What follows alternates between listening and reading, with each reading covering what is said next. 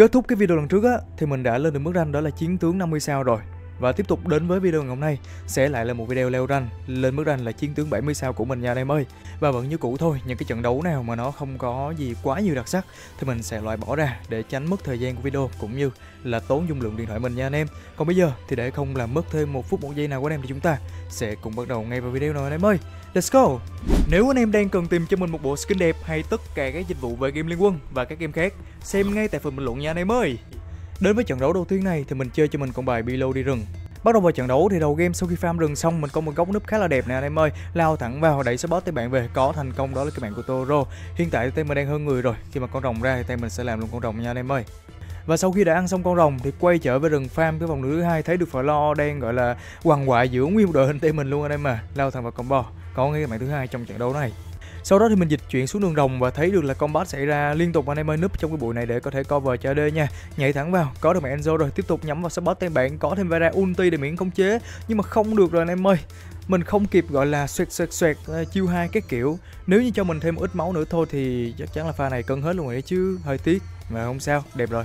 Hồi sinh trở ra thì đang ăn con blue, thấy được lính ở trên top chưa được đẩy anh em mà. Đấy, thấy Flo vào đẩy trụ, mình lao thẳng vào combo luôn, solo kill luôn, và Flo còn chưa kịp múa nữa anh em, bốc hơi luôn rồi. Và tình huống tiếp theo này thì là một cái pha Rat đẩy quá đẹp luôn anh em ơi, mình chỉ việc lụm mạng thôi. Việc nhẹ lương cao, có ngay cho mình một cái double kill rồi. Vậy thì mình sẽ ăn luôn cái trụ mid này nha. Từ con Vera này, chạy cái anh em ơi. Tại vì đằng sau Vera thì sẽ có thêm Flo nữa chứ không phải là có mình Vera đâu. Có mình Vera là mình lụm luôn á anh em. Và sau khi đã ăn xong con rồng á thì mình có một pha di chuyển vào trong bụi này anh em, rồi xong thấy Vera lao thẳng vào combo, nhưng mà Toro ui trời ơi, quá nhiều khống chế, không làm gì được và mình đã bị shut down ở trong cái pha này. Và vừa hồi sinh trở ra thôi thì combat tiếp tục xảy ra ở đây rồi, một pha quá đẹp anh em ơi, lao thẳng vào đẩy Enzo về, có ngay được cái mẹ Enzo, tiếp sau đó tiếp múa Flo, chính cái chiêu 2 con Vera, nhưng mà không sao cả. Từ này anh em ơi, né hoa đã, mặc dù né hoa nhưng vẫn có blue. Ui Flo tóc biến rồi anh em ơi, vào bụi núp cái con Vera. Đam con Vera thật sự là quá to anh em à, vãi chày thật, đi thẳng vào trong bụi combo mình luôn mới ghê chứ. Mình có được cái đao xanh thì lại ngon quá. Con Vera đúng là một con counter Below cứng đấy anh em. Và hồi sinh trở ra thì lúc này mục tiêu lớn đã xuất hiện rồi, và team mình cùng với cả team địch thì combat vào rừng. Pha này á thì mình đang gọi là combo và Toro giả vờ chạy về, sau đó quay lại ulti bất ngờ thành công hạ gục đi đó là Cavani, tiếp tục quay về hỗ trợ team mình. Flo đang cân 5 ở đây là sao đây? Ủa nó Flo múa kìa anh em ơi, tí thì Flo cân được luôn ấy chứ giỡn đâu. Tay bạn mất đi 4 thành viên và chắc chắn rằng thì có con ta này cũng sẽ dành cho team mình mà thôi. Và khoảng tầm 2 phút sau đó thì là team mình vừa mới combat thua team địch anh em mà. Đây là một góc núp bụi của mình này, thấy được Flo lao thẳng vào combo luôn và có ngay được cái mạng Flo rất là đơn giản. Cả team mình hồi sinh xong trở ra thì ăn xong con rồng rồi, Flo lên tương đối là cao trong tình huống này, và một pha mình lừa mất được ulti của Flo, chắc chắn là pha này sẽ ăn được mạng Flo rất là dễ thôi. Rồi mình cũng hụt ulti luôn anh em ơi, nhưng mà không sao nha, chắc chắn là ông này cũng sẽ nằm thôi, múa làm sao mà nổi đây mà múa đây. Và sau đó thì cả team mình cùng lên ép với lợi thế hơn người, thế là win luôn anh em mà, chả cần phải làm gì nhiều nữa. Một khởi đầu khá là suôn sẻ ha. Đúng là con Below này nó bị lỗi MVP luôn á anh em. Trời ơi cỡ đó mà không được S luôn kìa. Đừng nói là MVP nha, không được S với lại SS luôn. Con khác bình thường trận này là được cộng 2 sao rồi anh em mà. Đúng là Below. Ok, và tiếp tục bước sang cái ván đấu thứ hai thì mình cái lane của mình lên top, mình sẽ chơi con bài Quy trong trận đấu này để mình đi kèo với lại Macha nha anh em ơi. Quy thì sẽ là kèo trên của con Macha này anh em ơi. Macha đánh phải gọi là khéo ơi là khéo, đánh hay hơn Quy đó anh em, thì may ra là có thể ăn được kèo này. Và pha này thì mình đẩy lính được lên 4 trước này và chả hiểu làm sao thế này còn đứng láo dâng cao lên nữa anh em. Thấy mình lên 4 rồi còn lì, rồi xong luôn, bốc hơi, chưa kịp lặn ulti xuống luôn ha. Và sau khi mà có mạng của Macha rồi thì mình định xuống hỗ trợ tay mang con rồng anh em mà. Pha này thì mình hết ulti rồi nên là chiêu thôi. Nhưng mà cái ulti của mình hồi lại thì căng à. Ulti của mình vừa hồi lại thôi là thực sự là căng nha. Thôi tầm này làm con rồng luôn là quá đẹp rồi. Không Kera, không quyết định làm con rồng qua cứ blue anh em ơi. Là thôi mình sẽ khởi động con rồng cho Kera luôn, đỡ mất thời gian. Đánh nó đồng đội chút xíu anh em ạ. Và sau khi mà đã xong xuôi hết tất cả rồi thì quay trở về lên. Tầm này mình khỏe cực kỳ rồi, cân 2 là cái điều có thể nha anh em. Mình đánh rất là láo luôn. Rồi pha này rồi quăng chiêu 1 ra đúng không? Quăng chiêu 1 ra đúng không? Nhưng mà có kịp xài hay là không? Ui không kịp xài chiêu 1 vẫn xài ulti này, không sao. Mất cái tóc biến của mình thôi anh em mà. Tóc biến là đấm một cái là có mạng nha. Và khoảng tầm 2 phút sau đó thì mình đổi lên cùng với cả AD và support. Bởi vì từ từ nha anh em ơi, một pha núp bụi này. Đây rồi combo thẳng vào đó là ui, nhưng mà con này thì nó hơi trâu quá anh em ơi, còn cầm quả suy nhược thì toan rồi. Pha này mình hết ulti nhưng mà không sao, mình sẽ có thể là solo kill thậm chí là với Macha. Nhưng mà cái gì mà có thêm cả Lavi hay No gì đông thế. Macha tóc biến lên luôn rồi anh em ơi, bật cho mình cái băng xương lên, cố gắng đổi mạng trong cái pha này. Chiêu 1 Trời ơi, tem bạn nó đông quá luôn anh em à. Anh em có thể thấy thậm chí mình đã chấp ulti luôn rồi nha, mà vẫn đánh gọi là hơn được con Macha này. Có điều đông quá. Và hồi sinh trở ra thì nói chung là thế trận nãy giờ không có gì quá đặc sắc anh em à.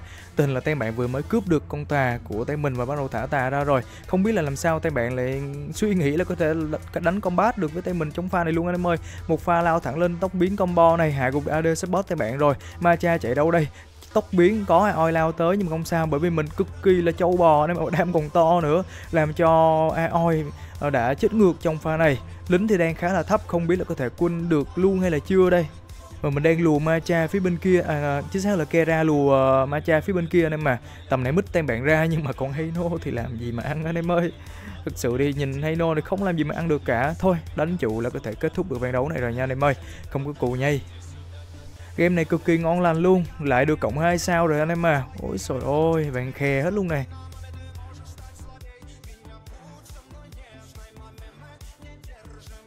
Và kết thúc hai cái trận trước khá là chóng vánh luôn, thì mình nghi là cái trận này sẽ là một cái trận khó nha anh em ơi. Và gặp Vĩnh Đất top 20 thách đấu này, và chắc chắn có Vĩnh ở tay mình thì bên kia cũng toàn là cao sao rồi, chứ không có ai thấp sao đâu anh em ơi, toàn gọi là bố không đấy. Và tem bạn thì lại thả ra con bài Hayate đang cực kỳ lỗi game hiện tại, thậm chí là Quy hay Lorion đều là những bài khỏe. Bắt đầu vào trận đấu thì kèo của mình là kèo Quy nha anh em ơi. Một pha câm lặng vào này, lượng máu của hai là xem nhau thôi, nhưng mình sẽ cố gắng lên level 2 trước Quy nha anh em ơi. Từ từ này, lát hết cho được cái con này cái đã. Rồi ok, chiêu 2 đánh thương vừa đủ đam, chiến công đầu dành cho mình, quá thơm luôn anh em ơi. Và khoảng tầm 1 phút sau đó, khi mà Quy vừa hồi sinh trở ra thì pha này Quy mất tốc biến, Enzo lao lên hất về, một pha câm lặng vào, Quy bốc hơi. Thế là chắc là mình nghĩ pha này sẽ ăn con tà thôi, chứ là là có Rui, chứ quên mất có Rui anh em ơi. Ulti lên vội cái đó nè, tay bạn hết chiêu rồi, từ nhắm thẳng vào thanh niên Lorion anh em, không có tốc biến à, thế thì câm lặng vào luôn. Ở phía bên kia thì Hayate rồi cái kiểu vẫn còn lướt khá là nhiều nên mình không có tốc biến qua đánh anh em ạ. Tốc biến qua Hayate này lướt đi thì vỡ mồm. Đây này, pha này bắt ít ghi nè anh em ơi. Ok, một pha nấp bụi rất khó đỡ. Làm sao ít ghi ngờ được là mình vẫn còn ở trong cái bụi này đúng không anh em ơi. Các bạn thứ 3 dành cho mình trong trận đấu này. Và xong hết tất cả thì mình quay trở về lên, từ từ đẩy lính này, phía trên kia có con bát, đợi Rui gọi lên thôi anh em ơi. Từ từ đá chiêu 2 deep hút lại, đóng tiêu hết rồi. Trời ơi, combo và Quy câm lặng này, có được mạng của Quy, giúp yếu máu, tiếp tục lụm luôn cái mạng của giúp trong tình huống này. Ở phía bên này thì sao đây? Ít ghi, Enzo ăn được mạng ít ghi rồi, lo lên hết mana này anh em ơi. Nên là lụm luôn chứ còn cái gì nữa, triple kill dành cho mình. Ui, trận này ăn mạng dễ thật sự luôn anh em à, 6 mạng rồi, top god. Ui ôi, được gọi là top 1 thách đấu Việt Nam, các kiểu khen thế này thì nó nở hết lỗ mũi á. Vãi trưởng thực sự chứ. Và cái pha tiếp theo này là một pha thấy được Enzo với lại Toro ở gần nên mình quyết định là mình mở đánh luôn trong cái pha này nha anh em ơi. Mà con Lorion nó trâu cực kỳ rồi, còn băng xương nữa, trời ơi. Vãi trưởng thì nó vừa trâu mà nó còn băng xương thì đúng là mình khó đỡ thật sự anh em, nhưng mà không sao, pha này một mạng của mình đổi là rất là lời nha, nhưng mà hai chơi tới thì liệu đang có lời là không rồi đây. Đó là về vốn rồi anh em à. Trời ơi, pha đó mình cứ nghĩ là mình ăn xong Lorion rồi mình lụm tiếp tới ít ghi, ai ngờ đâu tới con Lorion nó trâu vãi trưởng, quýnh nửa năm trời chưa nằm anh em. Game này thì mình ngán mũi của Hayate thôi, tại vì Hayate hiện tại lỗi game cực kỳ luôn anh em, nó bị xàm luôn á. Đây này, một pha núp bụi này, đây. Ui, Jeep hút lên đánh luôn à, wow ghê vậy trời, lao thẳng vào combo, câm lặng Hayate nhưng mà Hayate bật thanh tẩy này, tốc biến may quá vẫn sống anh em ơi. Một pha mở đẹp khiến cho tay bạn mất đi 3 thành viên rồi. Hiện tại tay mình hơn người thì chắc chắn sẽ lên ép mà thôi. Sau cái pha ép đó thì nói chung cũng chưa có lên siêu cấp nào, quả này cả hai tem công. Ui ôi, đông quá anh em ơi, Jeep nó hút hết vào luôn rồi, trời ơi. Quả này Jeep nó hút vào hết luôn anh em, mình không combo được, khó chịu thế. Chứ không, ít nhất pha đó mình phải lụm từ 1 cho tới 2 mạng đấy. Tem có Rui thì nói chung là cứ đầy lẻ mà lấy cái lợi thế về thế lính này anh em. Ở phía dưới kia xảy ra combat rồi và Rui gọi ulti mình xuống luôn. Nhưng mà pha này thì hai chủ lực tem mình bị con Toro khép góc anh em à. Trời ơi, còn có một mình ở đây thôi, cố gắng quằn quại nhưng mà không quằn quại nổi nữa rồi. Quả đấy thì con Toro nó lao vào đúng là chí mạng thực sự luôn ấy chứ. Hai chủ lực tem mình không có xả đam hay là cover mình được. Ủa, Enzo ơi, chết là toan đấy. Thôi xong rồi. Giờ tiếp tục đép nhà rồi, xong quy tốc biến lên combo thế này bất ngờ quá. Đỡ không được anh em ạ. Giờ còn mình với mỗi Toro thôi. Chứ sẽ là có quip nữa, sẽ là 3 đến 5, hơi bị chua à nha. Từ này, trời ơi con Jeep nó hút lính hả anh em. Như vậy thì khó quá. Cố gắng dọn lính đó nha anh em ơi. Phải cố gắng ăn được con lính này, hạ gục được Jeep này. Rồi ok, lụm hết lính rồi nhưng mà tay mình cũng nằm hết trơn luôn. Mình thì mát binh rồi, không còn xử lý gì mà gọi là nó tốt hơn gì trong cái pha này nữa anh em mà. Một mình Enzo làm sao mà đếp nổi. Còn Hayate 11, mặc dù đánh ở trong thế thua nhưng mà Hayate em nó vẫn quá quỷ anh em. Uầy, game này thua thực sự rất là tiếc luôn đó chứ. Đúng là vừa đánh xong 2 game vừa rồi nó dễ anh em. Qua game này căng thực sự. Chắc game này mình sẽ được bù sao thôi nhỉ. Đấy, được bù sao này, không có được cộng sao nha anh em ơi. Nó bù lại sao mà cộng thêm điểm cho mình nữa. Quá thơm luôn. Hơi tiếc là game này là không có win. Game này win thì lại đẹp quá. Ok, và tiếp tục bước sang cái ván đấu thứ tư này thì mình chơi cho mình con bài Florentino nha anh em. Tên bạn thì có quả Kera Tulen hơi khó mua một chút xíu. Còn về phần kèo quy thì là một cái kèo Flo nó nhỉnh hơn quy tầm 10% thôi anh em. Kèo 60-40 đấy. Bắt đầu vào trận đấu thì đầu game mình đánh khá là hộ báo luôn anh em mà. Đấy, đánh áp đảo quy luôn nhưng mà giờ thôi xong rồi. Có Kera lên nhưng mà vẫn tung hoa tiếp tục múa vào đó là quy 100 máu chạy đi. Ui, mình tự đủ đam. Mình bật cái bảng điểm số lên anh em à. May thì mình vẫn kịp đánh được một cái nữa chứ không là toan rồi. Mình cứ tự tốc biến lên đánh thường cái là đủ đam rồi. Bật cái điểm số lên. Trời ơi. Và đánh Flo thì chúng ta lúc nào cũng phải mặc định trong đầu là gọi là chuẩn bị cái tinh thần luôn luôn là bị ganh, bị cam. Đánh Flo nó khổ lắm anh em mà. Toàn là bị ganh, bị 3-4 thằng lên thôi.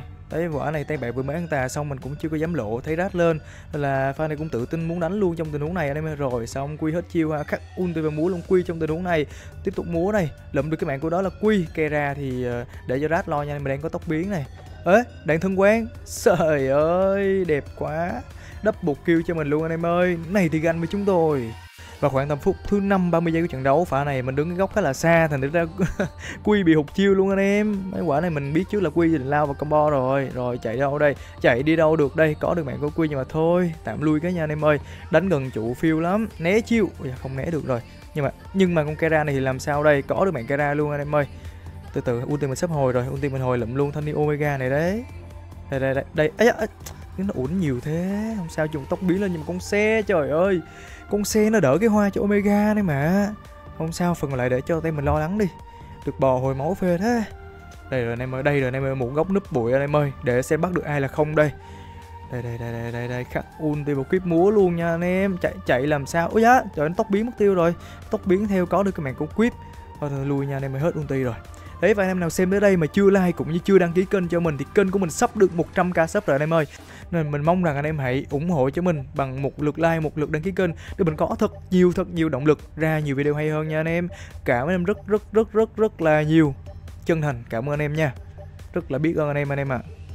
Và nói chung trận này thì nó cũng vẫn là một cái trận mà tay mình ở trong cái thế ép anh em mà. Đấy, và không lẽ đang có thể kết thúc ván đấu này chống bánh luôn hay là sao đây không biết nữa. Tay bạn chạy vào nhà hết trơn rồi.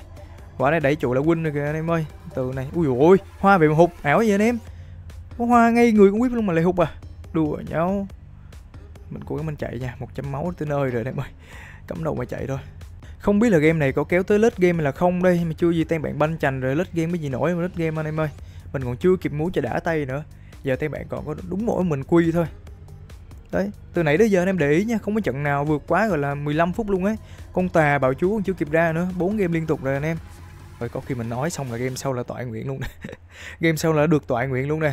Rồi mình cảm giác đánh về nó đỡ mất thời gian hơn, nhưng mà tại vì làm video cho anh em xem nên là ít ra nó không phải căng thẳng, nó căng thẳng một chút xíu luôn, anh em xem nó vui chứ.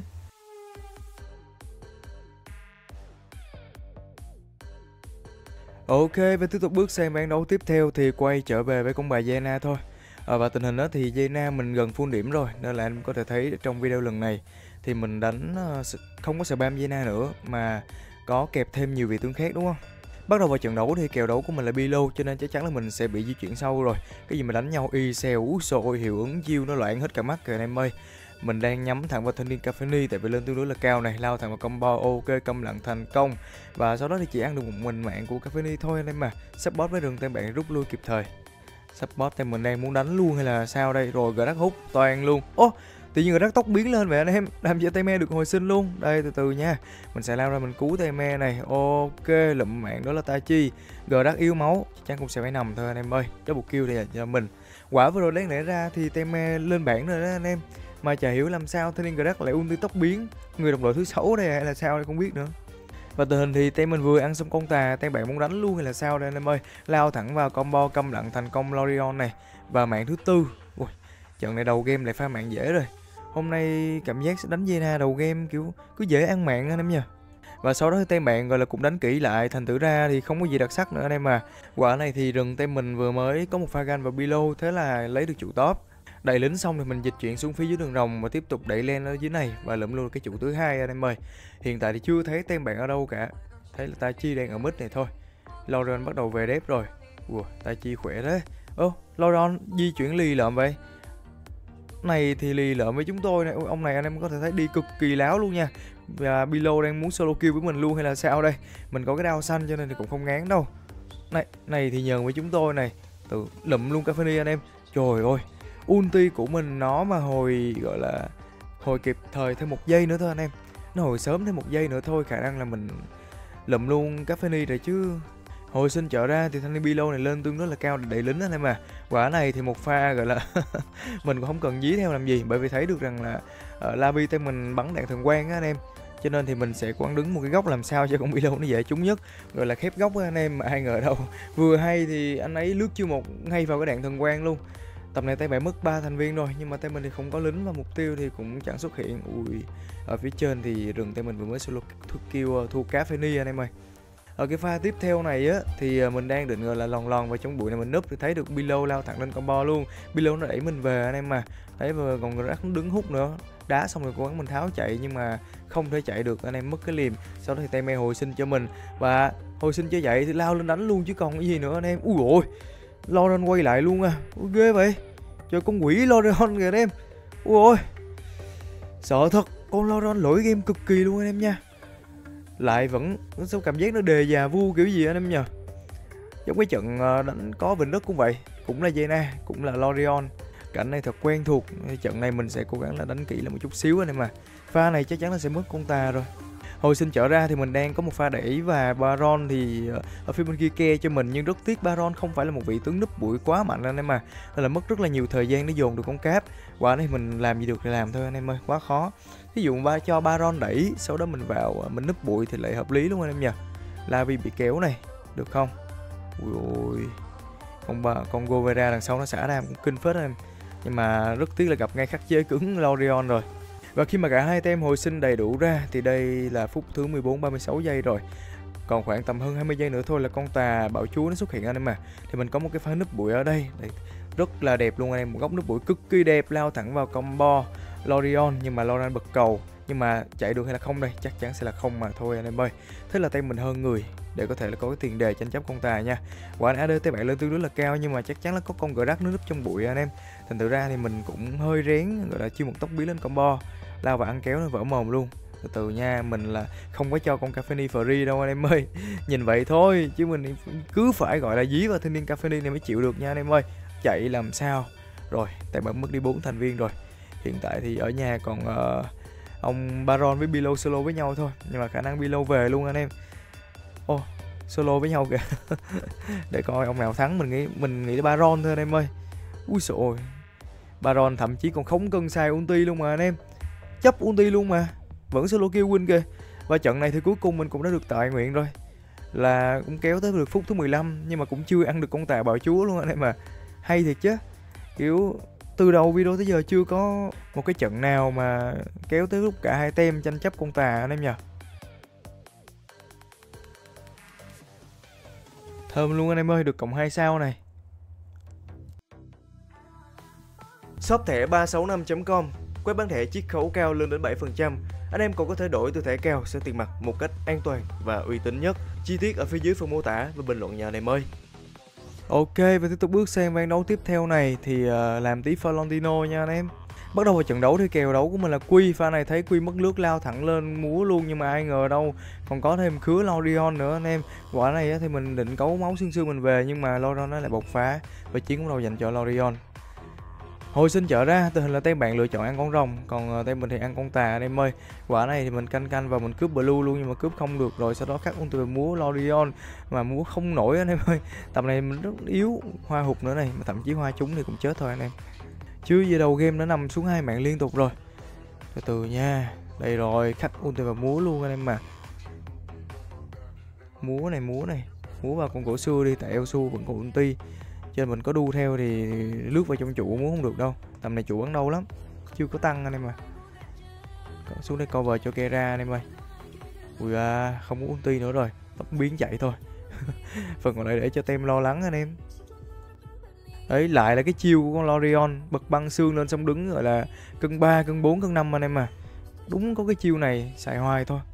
Biến về hồi máu xong á thì pha này thấy được quy yếu máu nè anh em ơi. Đấy, không biết là có Bilo ở đây là sao đây đấy. Đánh láo láo là biết có rồi, khắc ulti vào múa luôn này. Ok. Bilo chỉ đứng từ xa ra em không làm gì được, gọi là không dám vào để mà cover luôn mà anh em. Vậy pha tiếp theo này đẩy lính vào này thì chắc là Bilo vẫn còn đang ở đâu đây thôi, chưa về đâu. Rồi một pha chết bụi thành công anh em ơi. Lú cái đầu ra là ăn choáng liền này. Tiếp tục, ui ôi hoa hụt rồi. Lùi cái để cho Kera lo lắng nha anh em ơi. Mém tí nữa lụm luôn mình chứ giỡn đâu. Đúng con Bilo này không bao giờ khinh thường được anh em à. Khỏe cực kỳ. Và khoảng tầm 3 phút sau đó thì bây giờ hai con mục tiêu lớn cũng đã ra rồi. Mình thì đang có một góc núp bụi này, thấy được Quy tóc biến lên múa luôn trong cái tình huống này anh em à. Đấy, chạy đi đâu được đây, chạy Quy ơi, chạy làm sao được mà chạy nữa đây Quy ơi. Mình đu cho tới tận vào trong trụ luôn, tiếp tục múa vào đó là Elsu luôn anh em mà, bật cái đao xanh lên. Thậm chí là Elsu có băng xương thì cũng sẽ phải nằm thôi. Rất yêu máu rồi. Và xiên thêm một cái nữa vô tình thì lụm luôn được cái mạng Bilo. Double kill anh cho mình, thật yêu máu, giờ mình phải biến về thôi anh em ơi. Và sau tình huống đó tay mình có vô vàng lợi thế luôn anh em mà, ăn được con tà, bắt đầu thả tà ra để ép này. Mình đang có một góc núp bụi nhưng mà bị lộ sai mất tiêu rồi. Chưa thấy được Bilo ra đâu. Bilo phía dưới kia. Elsu này, từ từ nha. Thôi khắc con từ Quy đi anh em ơi. Múa này, bật cái đao xanh lên, múa may quay cuồng là liên tục này. Ok, có mạng của Quy rồi. Tiếp sau đó múa và Elsu luôn anh em ơi. Nhưng mà tầm này mình hết ulti rồi nên thôi. Tay bạn mất đi 4 thành viên rồi này. Ủa, không lẽ nào là win luôn à? Đánh có một pha là win luôn rồi nè anh em. Vậy chạy. Mở cái bát pha win luôn rồi anh em ơi. Sao cảm giác video ngày hôm nay trận nào trận nấy nó cũng gọi là rất là ngắn luôn á anh em à. Không có những cái trận gọi là giằng co phút thứ 20, 30 cái kiểu. Thôi ok, trận này kết thúc rồi với một chiến thắng dành cho team mình. Ok, cảm giác mút Flo đã vào tay quá anh em ơi, nên làm thêm trận Flo nữa nha. Và trận này thì mình đi kèo với Macha. Macha đầu game mình đánh theo kiểu nhịn thôi, từ từ này đang có ít ở đây, tốc biến lên khắc ulti vào rồi nha anh em ơi đây. Ok, chiến đấu đầu dành cho mình. Ở phía dưới kia thì có rừng với top tay bạn rồi, là chắc làm xong quái này là liệm luôn á anh em. Chạy làm sao được nữa mà chạy đây. Toro qua nó làm cho combo bộc phá đi luôn rồi. Nhưng mà Toro ăn thì vẫn đỡ hơn chứ đúng không. Hồi sinh trở ra thì thấy rừng tay mình có một cái pha ganh này. Đấy, và chạy đâu được đây Macha ơi. Chạy, ui tốc biến nữa cơ à. Tốc biến của phải nằm thôi. Mẹ thứ hai dành cho mình. Và pha tiếp theo này thì mình có pha cướp bờ lưu của tên bạn anh em mà. Quả này ulti của mình chưa có hồi nhưng mà không sao, đánh luôn anh em ơi. Làm sao phải xoắn dồn combo thẳng vào Kera này, Kera lướt đi mất tiêu rồi. Mua vào đó ít nít luôn anh em. Sao bị lỗi này. Mình định làm tí múa cancel đấy mà, nhưng mà nó bị lỗi cái hoạt ảnh đấy. Lúc cô cứ tưởng là mình đã lụm hoa rồi nhưng mà thực tế chất là chưa. Đạp lên trên cái hoa nhưng mà chưa lụm được anh em, bữa thật. Giờ làm xong cái trụ này mình về luôn nha. Từ khắc ulti vào múa luôn. Khắc ulti hụt rồi anh em. Vậy quả đấy mà lại hụt à. Thôi xong rồi. Ôi khắc ulti trúng thì khả năng là ăn được đấy, mà hụt thì chịu rồi anh em ơi. Sao lại hụt được pha đấy, ảo vậy.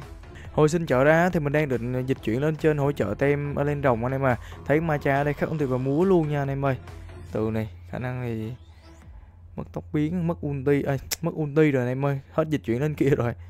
Giờ đây mình solo kill với khứa này đi chứ còn gì nữa anh em. Rồi đặt con dơi đó đúng không, đặt dơi đó ulti rồi kiểu đúng không. Nhưng mà mình còn cái đao xanh này. Ok, solo kill nha anh em. Và khoảng tầm 1 phút rưỡi sau đó, tình hình là team mình vừa mới có bắt thua và mình có một cái góc núp ở đây khi mà hai con mục tiêu lớn trở ra anh em mà. Quả này thì có vẻ như team bạn nó chết ra rồi là sao đấy anh em mới biết được rồi ấy. Pha này tốc biến lên là múa thẳng vào Hayate luôn, không thể nào mà chạy được anh em mà, bắt buộc là phải lao lên múa thôi. Đấy, và thế là đổi với bạn Hayate xong thì mình cũng nằm luôn. Sau tình huống đó thì nói chung là tay mình mất con tà nha anh em ơi, và ăn được con rồng. Một pha núp bụi này. Ui, team bạn sao mà chết bụi hay vậy ta. Gọi là chết bụi ra mình không núp được luôn á anh em ơi. Khắc ulti vào Maria này rồi. Từ từ nha, mình sẽ tốc biến lên múa và ít nít luôn.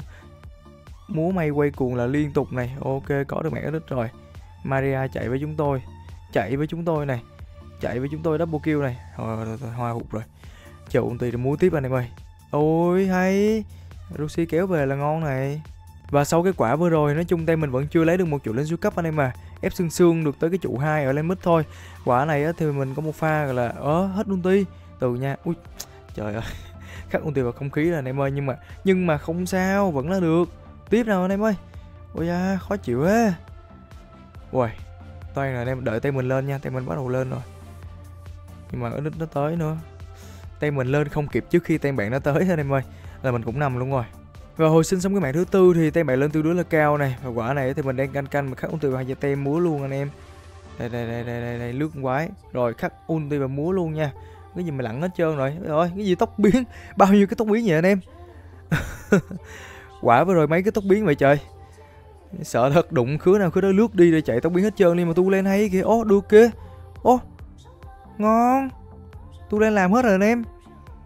Trời ơi, giờ tay bạn còn có mỗi mình Hayate thôi. Đẩy lính xong lên win luôn này. Khắc này thì Hayate với chúng tôi. Ok, quét sạch nha anh em ơi. Hay quá. Trời ơi, tự nhiên tu lên làm được pha ăn hết 4 thành viên tay bạn luôn anh em mà.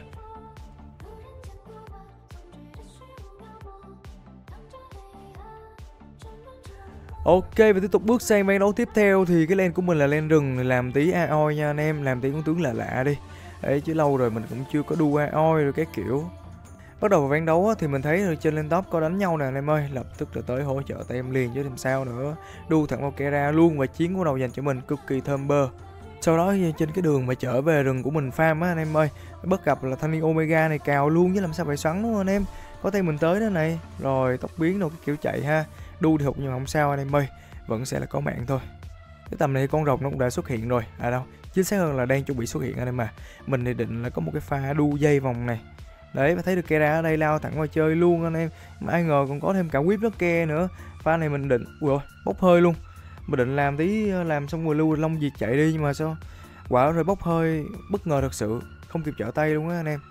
Và sau cái tình huống cực kỳ là hỏi chấm vừa rồi thì chắc chắn là mình đã bị tem tâm sự rồi anh em ơi. Quả này top bị Keragan vào này, lao thẳng vào một pha ulti để né được combo của Biron. Còn Biron nó khỏe quá anh em ơi. Trời ơi, nó mạnh ghê. Được không, đổi mạng được không? Thơm, trời ơi, lời anh em ơi. Mình thấy là top tay mình có vẻ như là không ổn cho lắm, nên là cũng làm một pha ganh cho top tay mình nha anh em ơi. Lấy lại lợi thế cho dễ đánh này. Ok luôn. Rồi dịch chuyển xuống lên rồng nha. Ở lên rồng đang có đánh nhau. Toro nằm lại rồi. Trời ơi, cái gì vừa mới xuống. Tôi vừa mới xuống thôi mấy bạn ơi. Cái ghê quá vậy. AD bắn được không? Hay. Vẫn đổi mạng được này. Có rát xuống nữa anh em. Nhảy thẳng vào bắt whip luôn. Ôi rát whip xa quá. Thôi thơm này anh em ơi. Mạng thứ 5 về cho mình rồi.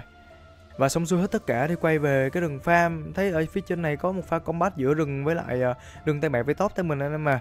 Quả này thì Kera khá là hay luôn, làm một quả outplay vào Maria anh em. Trời ơi, không ngờ là ông này lại ăn kéo thêm cả Macha tay mình nằm được. Đúng là đánh với con Kera thì không có một cái dây nào gọi là để mất cảnh giác được anh em ơi. Làm cái đi luôn. Ố cái gì đây? Biron làm gì đây? Rồi xong giờ hết chiêu làm sao mà chạy. Định qua cướp ta hay gì vậy trời? Hay là chắc ông tưởng có một mình đó anh em, ai cần có rát nữa. Mà thậm chí không có rát thì mình cũng sẽ làm gỏi ông này thôi. Di chuyển qua cướp red luôn này, và đang có Kera ở đây, nhảy thẳng vào combo. Trời ơi, đứng trong cái tường có né chiêu. Ui không, toan rồi anh em. Trời, đam to vậy. Mình không ngờ làm một cái mình đi luôn á anh em. Trời ơi, what the hell. Quả này thực sự mình cực kỳ bất ngờ luôn nha. Không ngờ là làm đúng một cái thôi là mình đi. Còn mình cào, mình cấu, mình ulti đủ kiểu thì không sao anh em ơi. Và bây giờ là phút thứ 8 của trận đấu này. Ui, ADT mất tốc biến, không sao anh em ơi. Câu chiêu thôi, câu phép bổ trợ thôi. Cái ra mà lao vào là mình lụm luôn anh em ơi. Ăn xong con rồng rồi này. Từ nha. Đây rồi, ok, lụm luôn. Ui, đu hụt.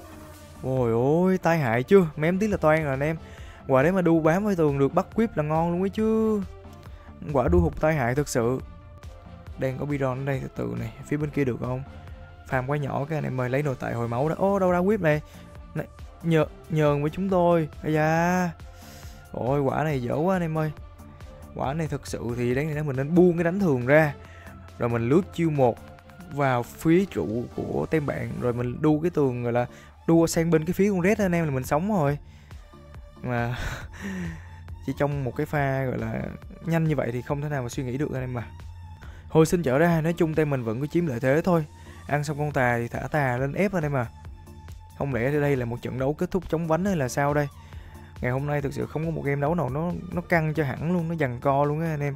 Phía bên kia AD tay mình vừa mới nằm rồi, mới nói lung linh thiệt sự. Tự nhiên làm một pha bất ngờ anh em mà. Ok, bắt một kẻ ra rồi chạy đi thôi, thơm bơ. Nhưng mà hiện tại thì mình cũng hết chiêu rồi. Đây này, double kill. Cứ từ từ rồi anh em. Giờ mình hết máu rồi, mình ra mình farm rừng cái kiểu hồi máu tái giao tranh nha.